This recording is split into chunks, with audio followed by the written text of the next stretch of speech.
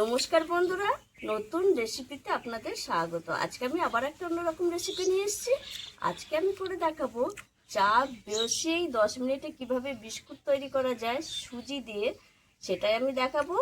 এক প্যাকেট সুজি দিয়ে কিভাবে বিস্কুট তৈরি করব সেটাই দেখাবো। প্রথম থেকে শেষ পর্যন্ত ভিডিওটা দেখবেন, স্কিপ করবেন না। ভিডিও ভালো লাগলে লাইক, শেয়ার, সাবস্ক্রাইব করতে একদম ভুলবেন না। তাই আমি এই বিস্কুটের জন্য নিয়ে নিয়েছি এখানে এই যে দুধ, মানে এটা আমুল দুধ আমি গুলে নিয়েছি। আপনাদের কাছে গরুর দুধ থাকলেও নেবেন। খাবার সোডা, নুন, আমুল দুধ, সুজি, ময়দা, ঘি, সাদা তেল, এখানে আছে চিনি, কাজু বাদাম মানে কুচিয়ে নিয়েছি। আর এটা হচ্ছে শুকনো নারকোল, একদম গাছের নারকোল শুকিয়ে গেছিলো। এটা শুকনো নারকোল বাজারে কিনতেও পাওয়া যায়।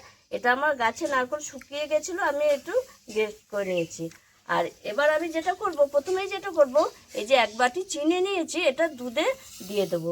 দুধে একটু গুলিয়ে দেবো, তাহলে দুধের সঙ্গে চিনিটাও গুলে যাবে। একটু খচা খচা চিনি থাকবে, সেটাই বিস্কুটে বেশি ভালো লাগবে। এইবার আমি দিয়ে দেবো এখানে এক প্যাকেট সুজি।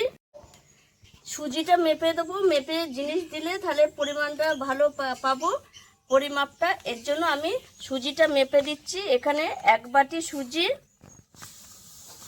এই বাটি 2 বাটি সুজি। এর মধ্যে আমি 2 বাটি ময়দাও দেব। আপনাদের কাছে আটা থাকলে দিয়ে দেবেন। আমার কাছে যেহেতু আটা নেই, আমি এখানে ময়দা দিচ্ছি। সম পরিমাণ ময়দাও দেব। দিয়ে দেবো এক প্যাকেট আমুল দুধ। একটুখানি আমার ভিডিও ম্যান খাবে। দিয়ে দেবো সামান্য পরিমাণে লবণ। এখানে একটু বেকিং সোডা দেবো 1 চিমটি মতো। এই দেখুন এরকম একটুখানি দেব, আর একটু সামান্য দেব। দিয়ে দেবো পরিমাণ মতো একটু ঘি। ঘি দিলে ফ্লেভারটা ভালো আসবে বিস্কুটের। প্রায় 2 চামচ মতো আমি ঘি দিয়েছি। আর যেটা দিয়েছি এখানে ডাস্ট শুকনো নারকোল, যেটা আমি গ্রেট করে রেখেছি, সেই নারকোলের গুঁড়োটা দিয়ে দিলাম। দিয়ে দিয়েছি কাজু বাদাম কুচি। এইবার ভালো করে সব কিছু একটু মিশিয়ে নেব। এবার আমার ময়ামটা হয়ে গেছে। এই দেখুন ময়ামটা মুঠ করলে মুঠ হয়ে যাচ্ছে। মুঠটা এরকম আঙুলে টিপে ছেড়ে দিলে ছেড়ে যাচ্ছে।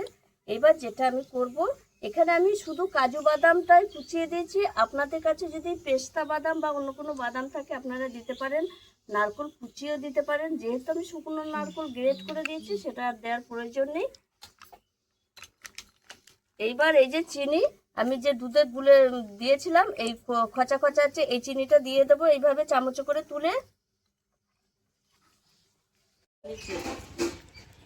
এই দেখুন চিনিটা এভাবে দিয়ে দিয়েছি। এই দেখুন খচা খচা।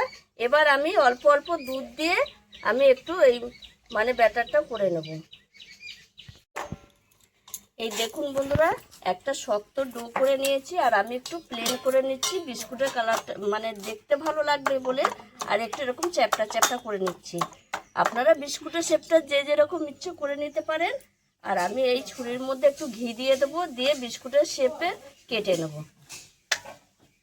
তাহলে বিস্কুটটা কাটতে সুবিধা হবে, খচা খচা হবে না। এই দেখুন বন্ধুরা, এবার আমি এটাকে বিস্কুটের আকারে কেটে নেব। এই দেখুন বন্ধুরা, এইভাবে বিস্কুটের শেপগুলো করে নিচ্ছি। আর এটা একটা আমি দুটো ভাগ করে নিয়েছি। এই দেখুন একটু থালায় ধরছিল না বলে এইটা এই অর্ধেকটা করেছি, আর অর্ধেকটা এইভাবে শেপটা করে নেব। দিয়ে আমি ভেজে দেখাবো কত সুন্দর। সামনে থেকে দেখো। এই দেখুন বন্ধুরা, বিস্কুটের শেপগুলো আমি সব করে নিয়েছি, কত সুন্দর। আর এখানে সাদা তেল বসিয়ে দিয়েছি। তেলটা হালকা গরম হলেই বিস্কুট দিয়ে দিতে হবে। তাহলে অল্প আছে, অল্প জ্বালানিতে লো টু মিডিয়াম আছে বিস্কুটটা ভালো ভাজাবে, নাহলে পুড়ে যাবে, ভেতর থেকে কাঁচা থেকে যাবে। এইভাবে আমি বিস্কুটগুলো ভেজে নেব। দেখুন বন্ধুরা, বিস্কুটগুলো ভাজা হয়ে গেছে, আর কত সুন্দর ভাজা হয়েছে। এখন গরম অবস্থায় একটু নরম লাগবে, কিন্তু ঠান্ডা হয়ে গেলে একদম মচমচে হয়ে যাবে। এইভাবে আমি সব বিস্কুট কটা, পরের বিস্কুট কটাও ভেজে নেব। দেখুন বন্ধুরা, বিস্কুট আমার সব ভাজা হয়ে গেছে, তুলে নিচ্ছি। আর কত সুন্দর হয়েছে দেখুন বন্ধুরা। এই যে চিনিটা আমি একটু খচা খচা দিয়েছি, তার ফলে চিনিটা এই দেখুন গোটা গোটা লেগে আছে। আর এই বাদামগুলোও দেখুন বিস্কুটের গায়ে কি সুন্দর লেগে আছে। কত সুন্দর হয়েছে বিস্কুটটা। চা বসেই এই বিস্কুট করে নেওয়া যায়। আর আমি একটু ভেঙেও দেখাবো, যদি এখনো গরম আছে। দেখুন বন্ধুরা কতটা খাস্তা হয়েছে, ঠান্ডা হলে আরেকটু খাস্তা হয়ে যাবে, একদম মচমচ করবে। আপনারাও এইভাবে একবার বাড়িতে চা বসিয়ে সুজির বিস্কুট করে খাবেন, অসাধারণ লাগে। আর আমার এই রেসিপিটি যদি আপনাদের ভালো লেগে থাকে তাহলে লাইক করবেন, শেয়ার করবেন, সাবস্ক্রাইব করবেন। আবার দেখা হবে আগামী ভিডিওতে।